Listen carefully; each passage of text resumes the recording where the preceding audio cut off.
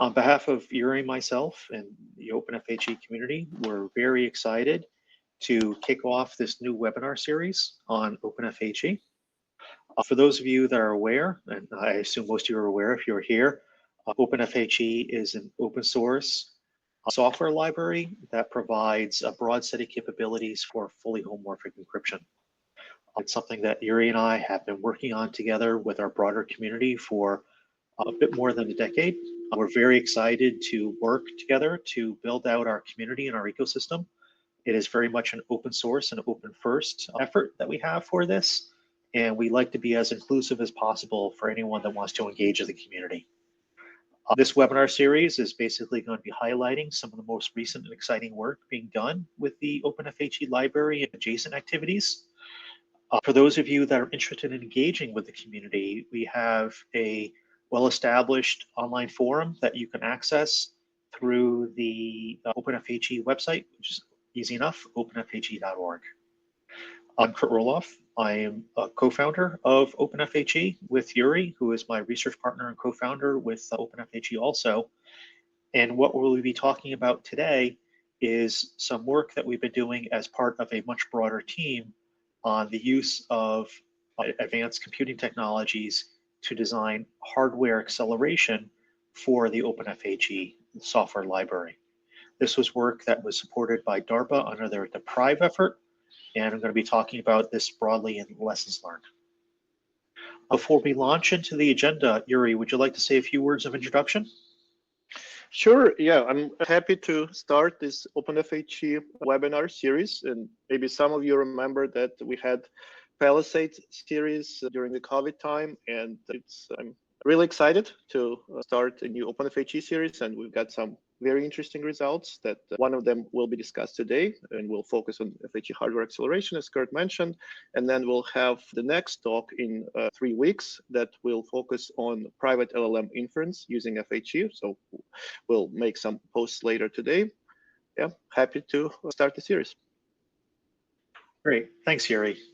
So for the agenda for today, we basically are going to talk briefly at a high level about how we got engaged with this effort funded by DARPA DPRIVE, particularly about DARPA's FHE legacy and the investments and the payoff that DARPA has been making in the FHE ecosystem.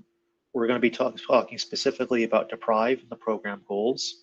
We're going to be talking about particularly our effort in this, where we are one of several teams in the Trebuchet effort. We're going to be talking about some of the challenges that we faced as we were designing this effort, and also the achievements and lessons learned as we came forward. One thing that DARPA is absolutely wonderful about is anticipating where the market might go. And there's been quite a bit of a growth and profusion of hardware acceleration recently, both among governments, large industry, and startups. And we're happy to kind of talk more broadly about not just the impact of DARPA and DPRIVE, but where is the market going with FHE hardware acceleration, and particularly with a focus on open source engagement. So next slide, please. So for those of you that are aware, DARPA is a blue sky R&D funding agency that's quite famous in the US defense ecosystem. It was quite famous for basically being a early Cold War era approach for the US to keep pace with the Soviet Union, particularly in the immediate reaction for Sputnik.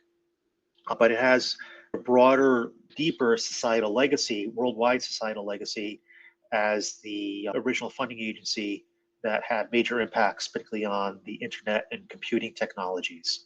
Off on the right, you see a DBN developed interface message processor, an IMP, that was part of the original ARPANET that became the internet. They also made a lot of other impacts, such as the original computer mouse, which you can see at the bottom, in addition to more direct military technologies, such as stealth, GPS, UAV, and so forth. DARPA has made a legacy of investing in advanced computing research. DARPA is one of the original funders of FHE technology, particularly in the office that used to be called TICTO, TCTO, and a gentleman by the name of Drew Dean, who was one of the original visionaries in support of FHE. Particularly Dr. Dean, who came from SRI and did a term as a program manager, was motivated to fund a program by the name of Proceed that Yuri and I were both involved with early on, to make FHE real. And so it was basically an original who's who of folks in the early FHE community that gave birth to a lot of design and implementation activities. And moving forward from there. And there was a number of activities that kind of came out of it, such as various BGV schemes, Berkowski scale invariant capabilities in BFE, and a number of very early papers by Craig Shy and Nigel, Gentry, Levy, and Smart about the implementation of AES, FHE protected AES transciphering also. In addition to some work that was done, which I'm very proud of, about how to support FHE protected and multi-party VoIP on what at the time were the cutting edge Apple 5S devices way back when. And also in particular, and this is part of the thread going forward to DPRIVE, was some of the earliest FHE hardware accelerators, particularly in end-to-end systems. Next slide, please. So this notion of hardware acceleration for FHE, this is not a new effort. And in fact, when Dr. Drew Dean originally envisioned the PROCEED program, the original vision was to design not just the protocols for FHE, but design hardware accelerators. In very early scene, it was seen one of the major challenges associated with broader practical use of FHE was the deployment of these technologies using hardware acceleration. And so in PROCEED, we did some of the original designs associated with hardware acceleration, originally targeted on the design links Vertex 6s, and we were seeing consistently on the order of 100x runtime improvement. And so we had some initial design thinking associated with how one does the acceleration, which kind of led into later work that Tom Rondeau and DARPA also saw in the MPO office that later motivated the DPRIVE effort. Next slide, please. And so there, as I said, there were a number of other notable FHE programs that DARPA, RPH, and others invested in, including Brandeis Civ, Safeware, CSL, Ops 5G, that really all built off the seminal PROCEED program with a plethora of peer-reviewed publications, open source libraries, community efforts, and we were very fortunate to be able to basically push forward open source. And in particular, our open source library, OpenFHE, came out of several of the open source libraries that came out of PROCEED.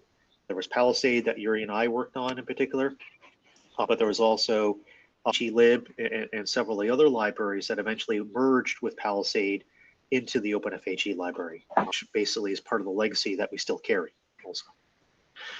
Next slide, please. Jumping forward a bit, as a community, as we continued to push forward on fully homomorphic encryption, there was a continual understanding about the need for increased performance to broaden the set of practical applications for this technology.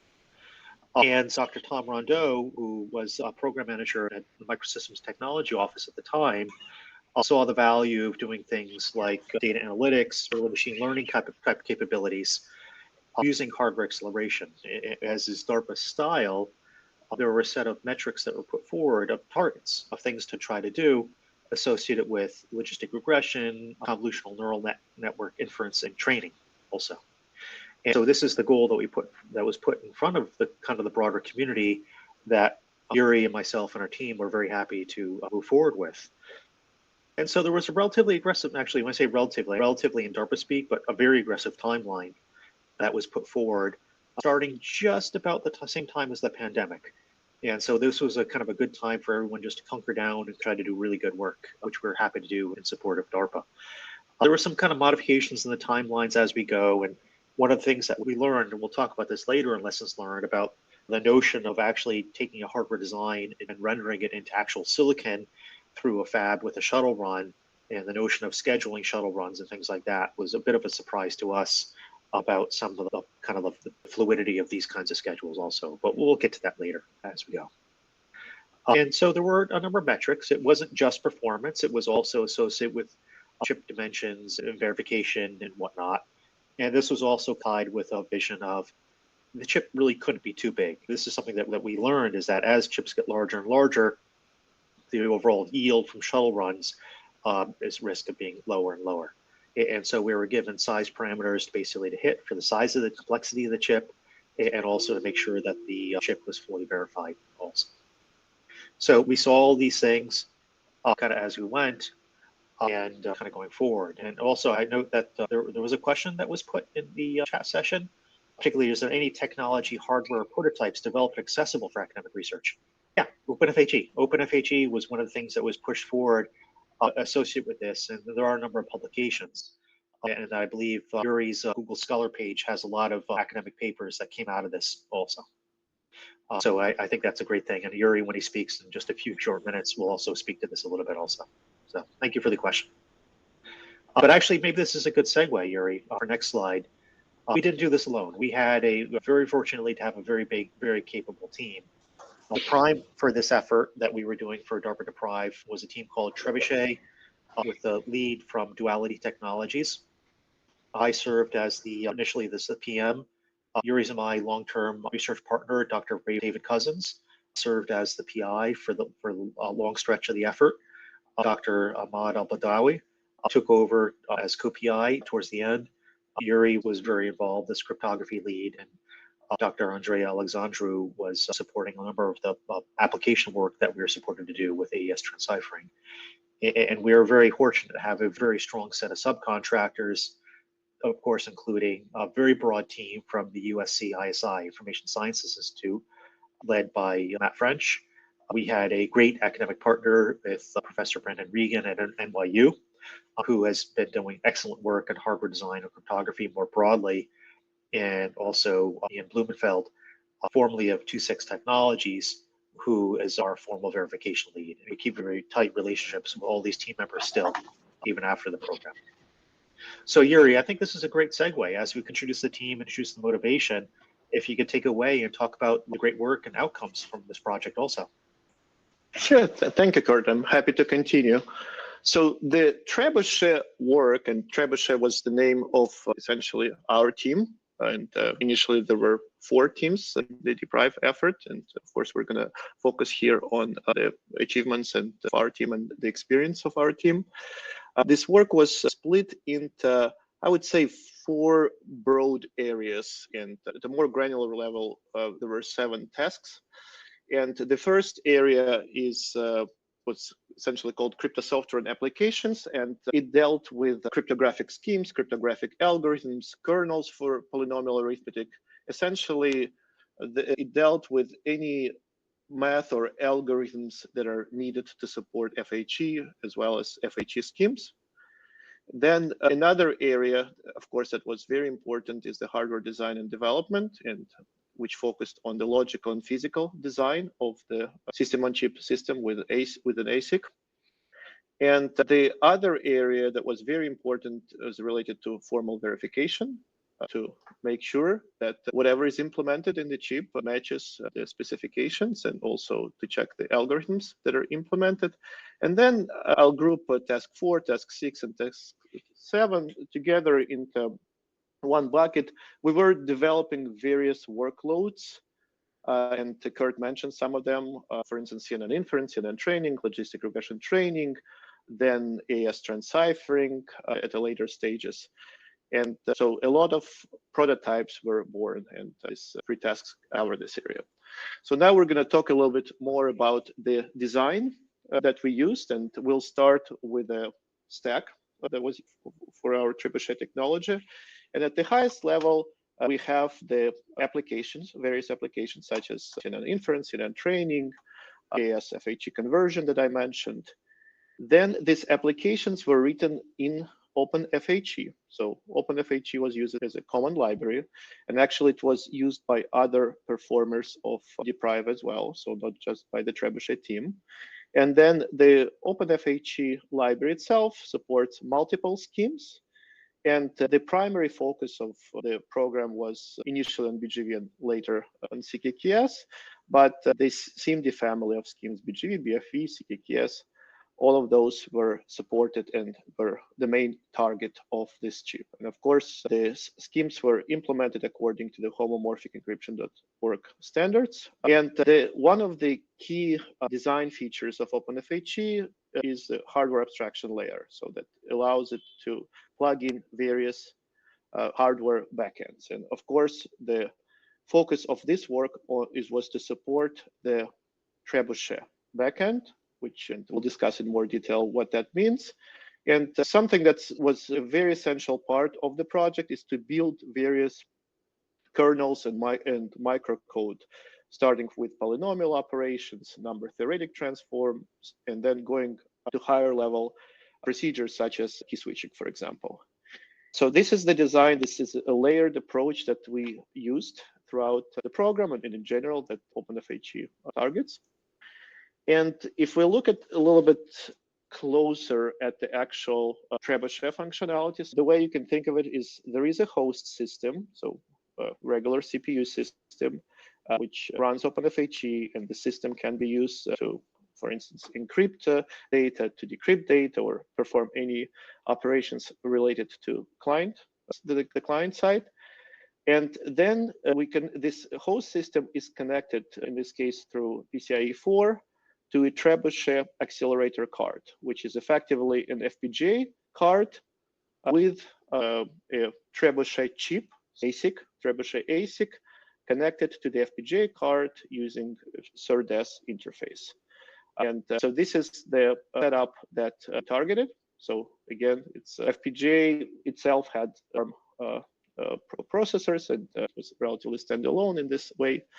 And maybe a few words about the actual Trebuchet chip. So the Trebuchet chip, we'll discuss the design in more detail later, but it had 156 ALUs, had 64 megabytes of on-chip memory there and 1 megabyte register file. And then on the FPGA card, we had 64 gigs of memory available, and the frequency that we targeted was 100 gigahertz. But this is the high-level setup. So Trebuchet accelerator is the ASIC chip, and we have the FPGA card that connects PCIe 4 to the host system. And a few more words about the actual architecture of the Trebuchet chip. And the Trebuchet chip, our main included multiple tiles, and which we called ring processing units. And one way to think of it is that each RPU, you can think of it as a core. So our primary design targeted, for instance, 4 cores. We also considered a design with a single tile, so we look at the trade-off of 2 different options. And this RPU this core is optimized for let's say polynomial operations, for anything going up to the even hybrid key switching. And each of these RPU includes many lanes, and as I mentioned in the prior slide, something like 356 lanes, and you can think of them as LUs for processing modular operations over small vectors. So what's important here is that modular arithmetic was done natively. And a very important component that I already mentioned in the past, it's called Trebuchet interface, is the SerDes to connect a Trebuchet chip to the FPGA card. And now we're going to talk a little bit about various challenges that we ran into as part of this program. And these challenges were common. This particular challenge that we're going to discuss right now was not just for the Trebuchet team, but for anyone who tried to do hardware acceleration. And at a very high level, we seem often when we talk about FHE, at least at a very high level, we say it's a compute-bound technology paths. And in reality, when we get into, for example, hardware acceleration, this is not completely true. We often have capabilities related to the computation, so which is in the hardware world called arithmetic intensity, and then we also have to consider data movement. We have to make sure that the data that comes into, let's say, the ALUs comes in at the rate that's fast enough.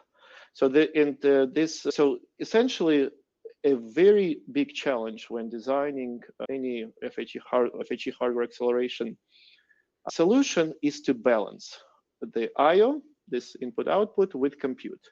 And one way to think of our problem is that, let's say, in the Trebuchet chip, we have sophisticated custom data path and very powerful engine that can do many things, but this engine, this Trebuchet chip, gets connected to an FPGA card using the SerDes interface, and this means you can effectively have to go through the SerDes interface to the FPGA card to access larger off-chip memory. And one way to look at it is, let's say, the actual wheels and the connection that we have here. No matter how powerful your engine is, you're still limited by how fast the wheels will go. And we do want to discuss here just a high-level model of roofline model of how one tries to balance I/O and compute.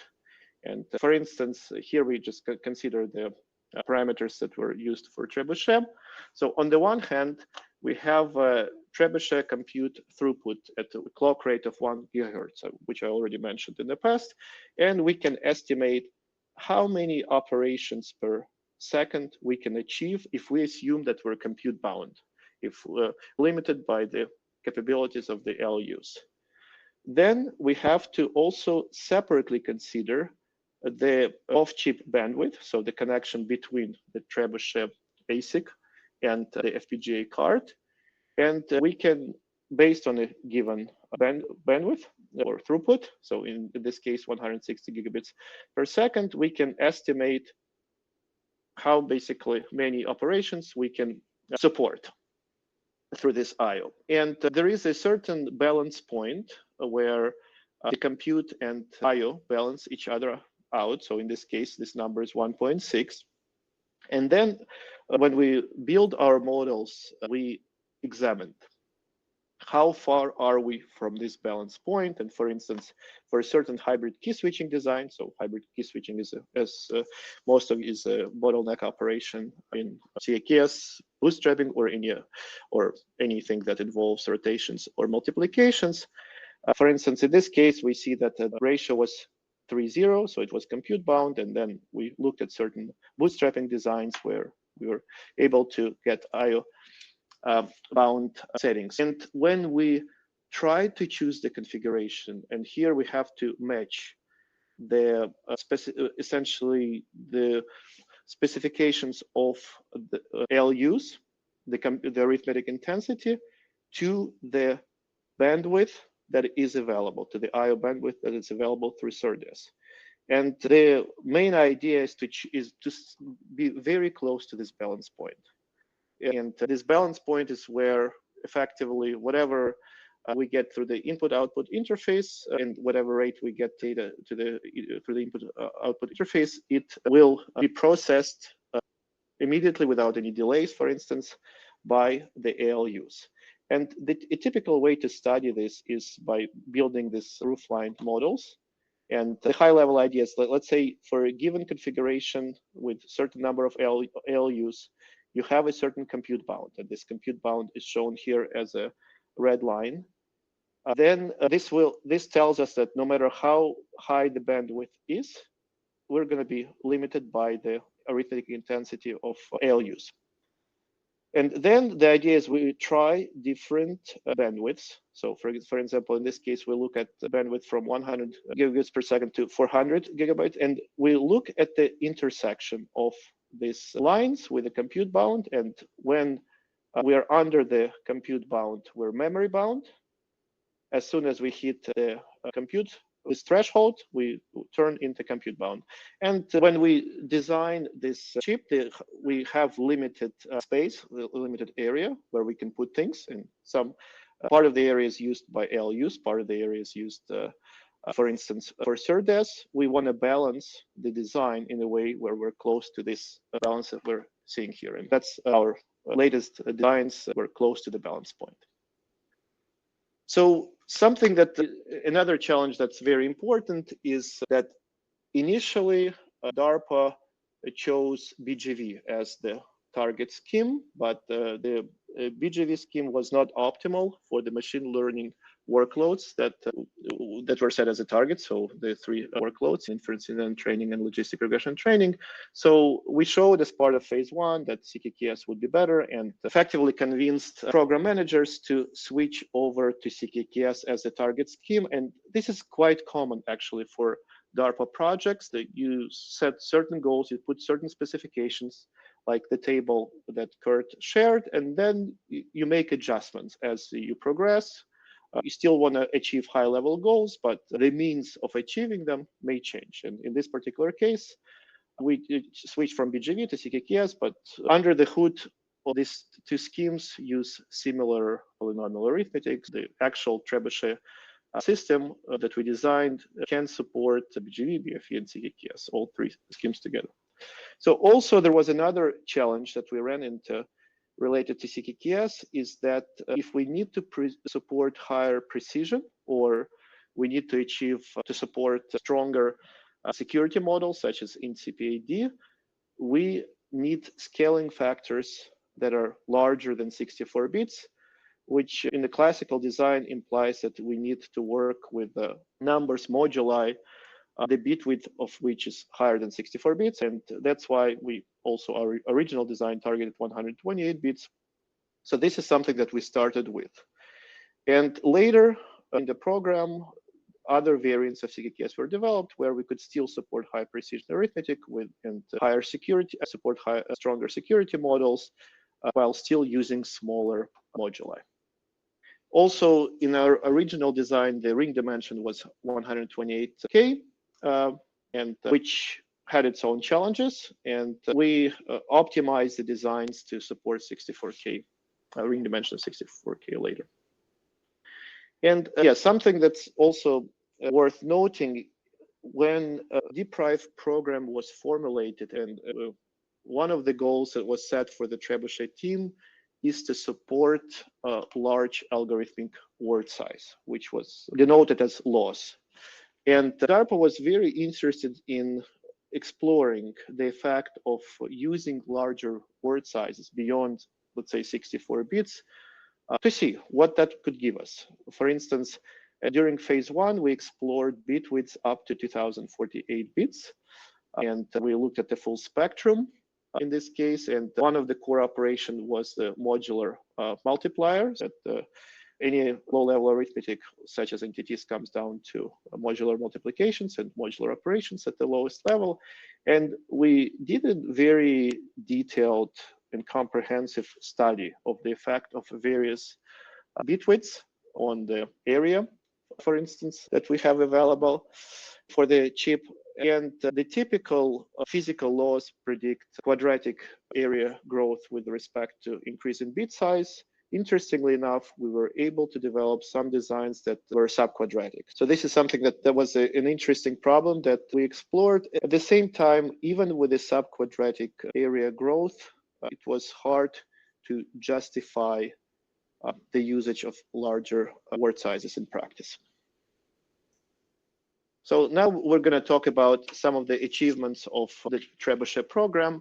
One of the most notable achievements is that we actually launched OpenFHE and had several releases as part of the DARPA DPRIVE program. As we all know, that OpenFHE has become one of the most popular FHE libraries now. A lot of that is, we should thank the DARPA DPRIVE program for many of such achievements.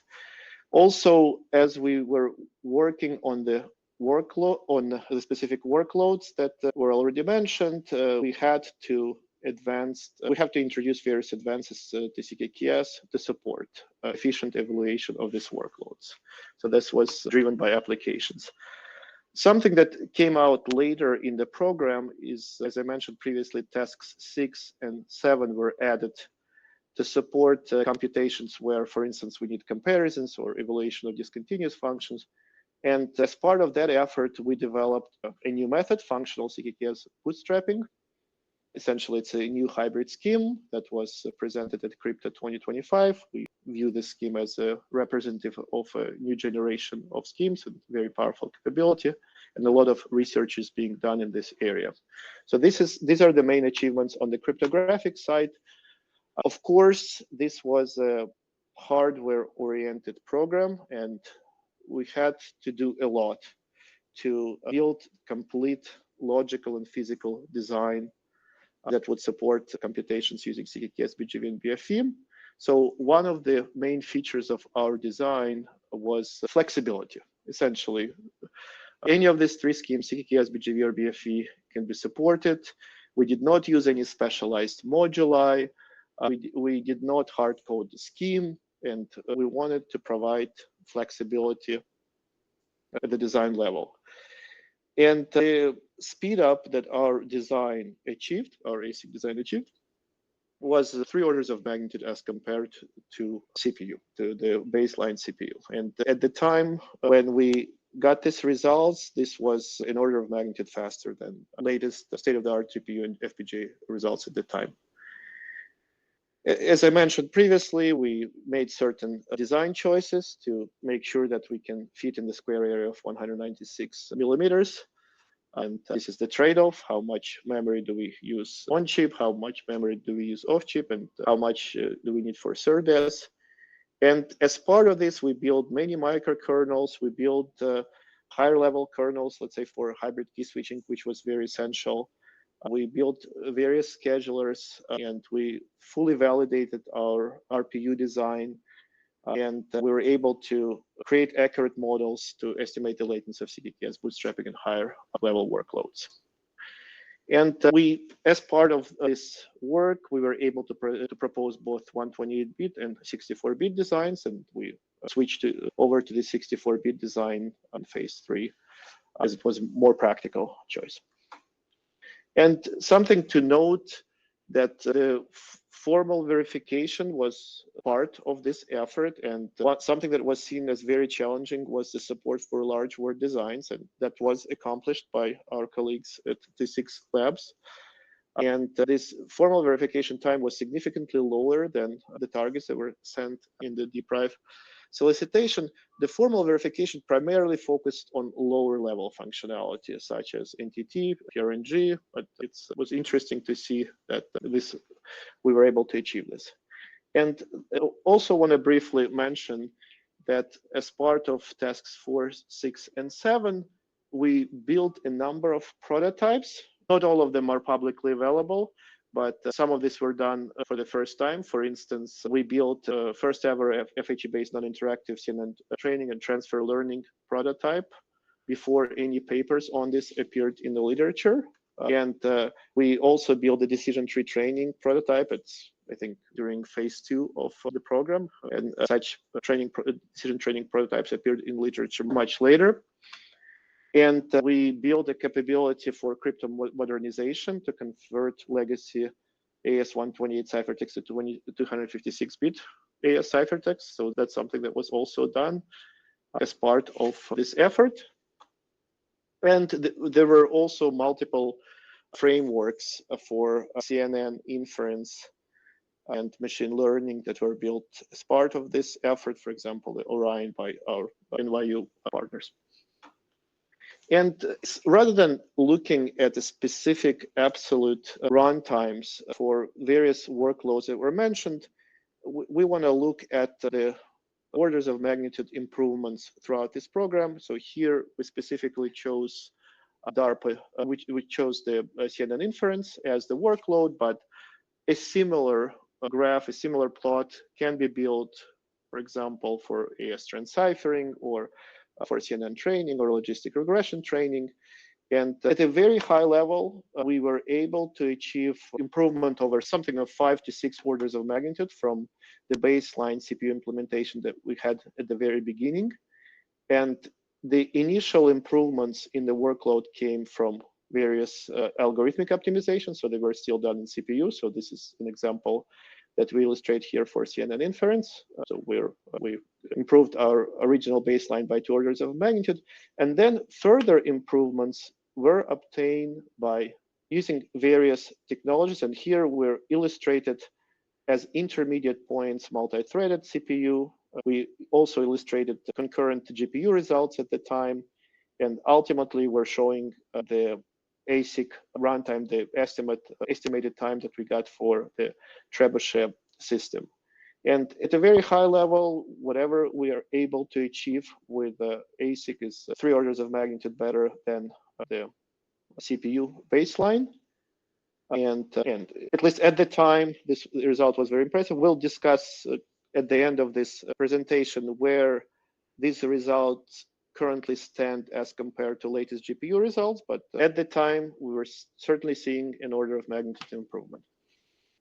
And many papers were published. This is 20 papers. It's provide exhaustive list of various conferences where this work was presented, and both on the crypto side or on the related to the design of the Trebuchet system or various ML frameworks. So we'll share the slides, so anyone who is interested could look at those papers separately. Something that's very important, and that's always the case with DARPA programs. As Kurt mentioned, the programs are high risk, high reward, and not everything goes smoothly. But it pushes us to work on very ambitious projects and to try things that some of them fail, some of them succeed. And here we would like to summarize the interesting and maybe somewhat non-trivial findings and lessons learned coming from the DPRIVE program. And one of them is we already discussed, we already introduced the roofline model, but at a high level, a major challenge is related to data movement and I/O bandwidth requirements. And why is it a challenge? So typically, bootstrapping for FHE schemes such as CKKS requires a number of large evaluation keys, and each of them can be, let's say, on the order of 50 megs in size. And then the total bootstrapping key requirement is dozens of such keys. And that's a lot of essentially data that needs to be moved to support CKKS bootstrapping. And our original speed of light design focused only on compute requirements. And we got very optimistic estimates, and we were able to use more room for ALUs and so on. But once we updated the performance models to factor in the input-output requirements, we learned that this design was not optimal because it was, from the I/O perspective, it was data hungry. And so we essentially went back to and redesigned the Trebuchet system by adjusting the number of LUs and by observing more space I/O and so on. And after this exercise, our initial estimate of 4 orders of magnitude of speed up as compared to CPU went down to 3 orders of magnitude, and that's what we reported. So this balance between I/O and compute was extremely important and was the main bottleneck essentially in building FHE hardware acceleration device. And as I mentioned in the prior slides, in later phases, phase 2 and phase 3, we started targeting balanced configuration, where we're trying to find the optimum where compute and I/O requirements roughly matched. And at this point, I would like to go back to Kurt and talk about some administrative lessons learned. No, thank you very much, Yuri. As Yuri shared in the overall talk, that there was quite a bit of back and forth in terms of both hardware design trade-offs, and those hardware design trade-offs were also driven very heavily by the reality of the existing technology, particularly also vendors and capabilities. And one thing that we learned very early on in the FHE ecosystem, even all the way back in the Proceed days, which we started with in some of the early F-based approaches, is that it's one thing to design a circuit that optimizes some specific aspect of FHE, like the NTT, number theoretic transform. It's something very different to render that circuit into hardware. And it's something also very different to render it in an end-to-end system dealing with I/O and software drivers and everything else. And one aspect that we spent quite a bit of time on and hand-wringing on is high-speed I/O and high-speed I/O design trade-offs and how those design trade-offs affect the protocols that we use, the various parameter selection that we use, and otherwise. And so this notion of CERDES as basically enabling I/O for the chip and the board and system that we're designing to enable fast transmission was critical for what we're doing, and particularly in support of this.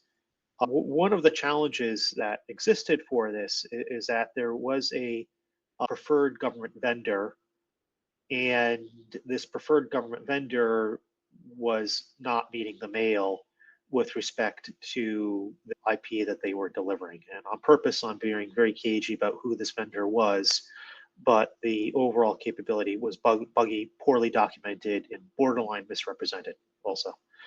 And so this caused quite a bit of challenges. We ended up going with a different, much higher quality IP for eventually, after some revision, with a much higher quality vendor, much higher quality product from Synopsys. And so I will say that this very problematic vendor was not Synopsys related, but Synopsys was the solution. And of course, we're very grateful for the time that Synopsys spent with us. The tape-out schedule ended up being also something of a bit of a work of art, and that this problematic IP basically caused some challenges with respect to scheduling and how we fit in.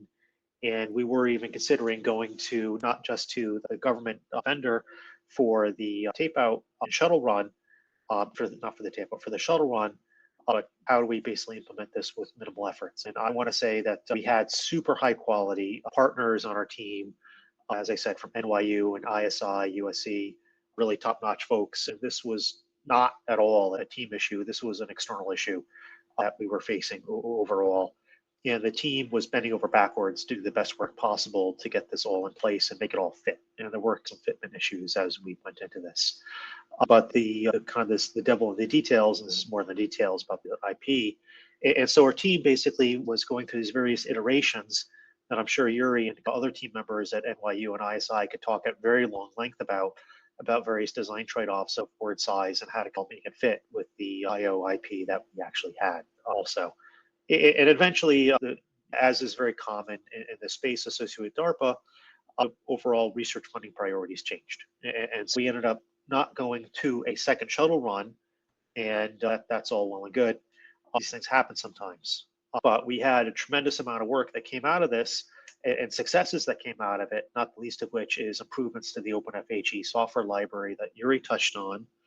A tremendous amount of work about the use of the OpenFHE library for applications such as AES transciphering, encrypted machine learning, and some other things that inspired other FHE protected LLM type operations that we're going to be talking about in the next webinar in about 3 weeks.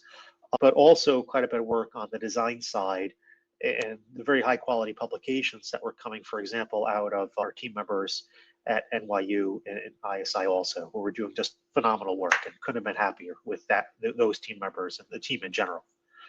And so it is. And so Yuri, next slide, please. And so reflecting a bit more broadly, this work that we were doing was not in isolation, that there were other team members, other performers, co-performers.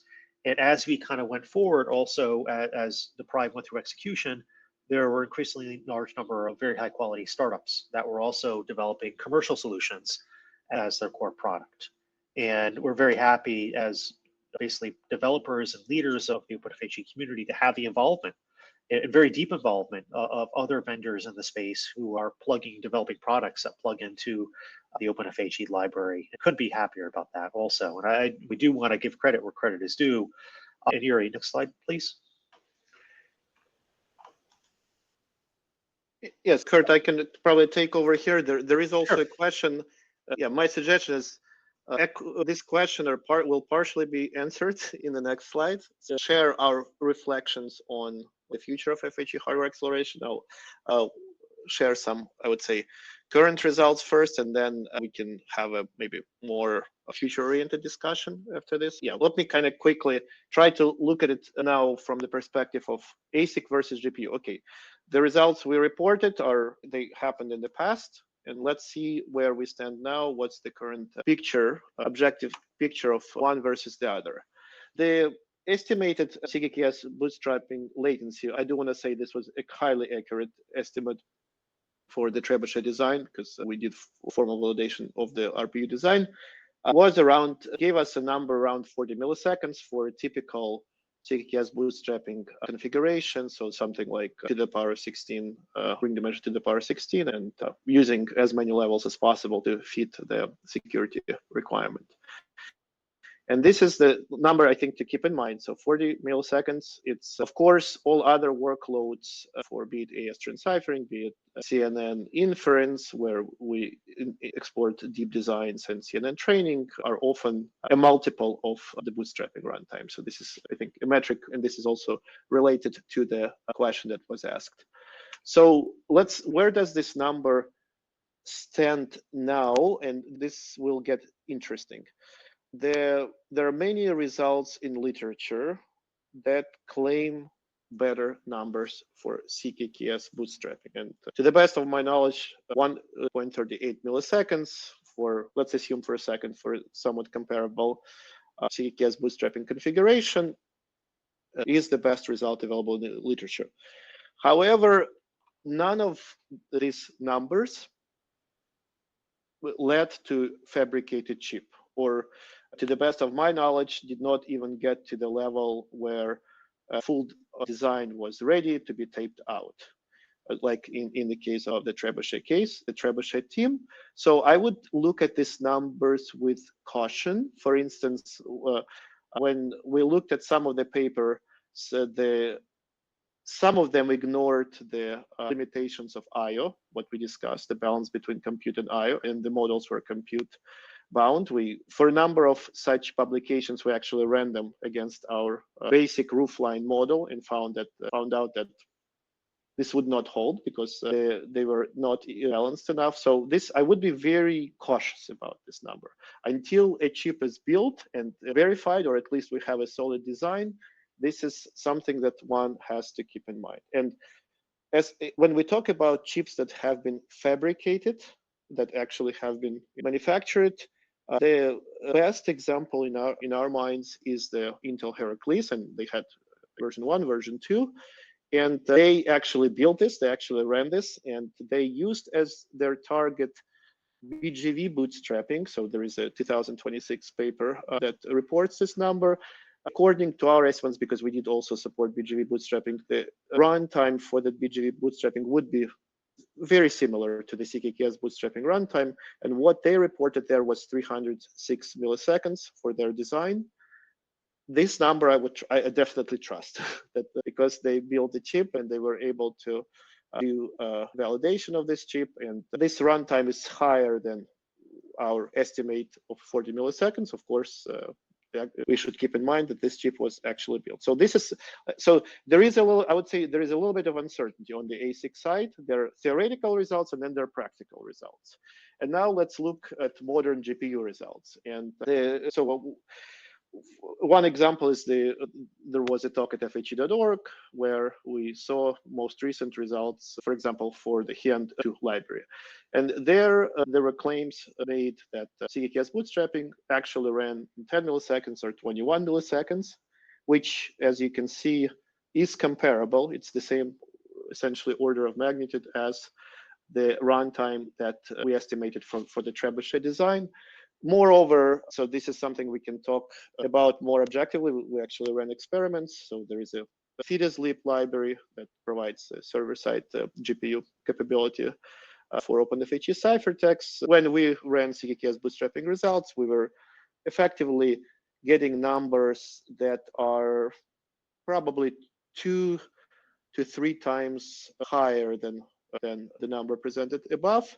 But roughly, it's the numbers we're getting with the FHE right now match what we were getting in our estimates for the Trebuchet chips. I definitely trust the number on the right. We were able to get it on, for example, A100. And something that's worth noting, the modern GPU systems do support very high I/O bandwidth, and so this is something that was very expensive for us in the DARPA DPRIVE program. And maybe it's worth also noting that the biggest limitation that GPU systems currently have is that natively they work with the floating point arithmetic and they have to emulate modular arithmetic. And this is something where, from the perspective of arithmetic computations, there can be a cost and extra cycles and so on.